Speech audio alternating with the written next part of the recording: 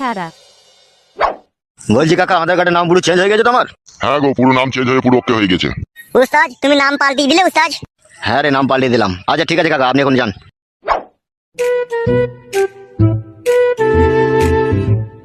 বগাইটে একবার পড়ে দেখ তো কি নাম লিখেছে। হ্যাঁ দেখছি উস্তাদ। কি লিখেছে কি বে? পড়ছি তো উস্তাদ আমি। জোরে জোরে পড়বে, আমিও শুনি। পিতা বলাই সর্দার, মাতা উমারানী দাস, বলাই সর্দারের ছেলে পাঁচু মল্লিক। কি বললি মারা? পাঁচু মল্লিক? তা আমার কি দোষ উস্তাদ? আধার কার্ডে যা নাম লেখা আছে তাই তো বললাম। হবে এসব উল্টো পাল্টা নাম বসিয়ে দিয়েছে কেন আধার কার্ডে? তা আমি কি করে জানবো মারা?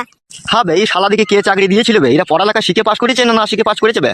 উস্তাদ আমার মনে একটা সন্দেহ হয়েছে। কিরম সন্দেহ হচ্ছে? আধার কার্ডে যে হেড অফিস, সেখানে যখন নাম টাইপ করে চেঞ্জ করা হয়, আমার মনে বলছে সেখানে লাভি বাই করা মাল বসে থাকে। তাদের ওই দিয়ে আপেলের দিকে আর মাজার দিকে তাকিয়ে মনে সাইন করতে ভুলে যায়, বুঝতে পেরেছি? উল্টো পাল্টা করে দেয়। লা ওরা সেরকমই তো অবস্থা রে মারা, এবার কি করবো রে মারা?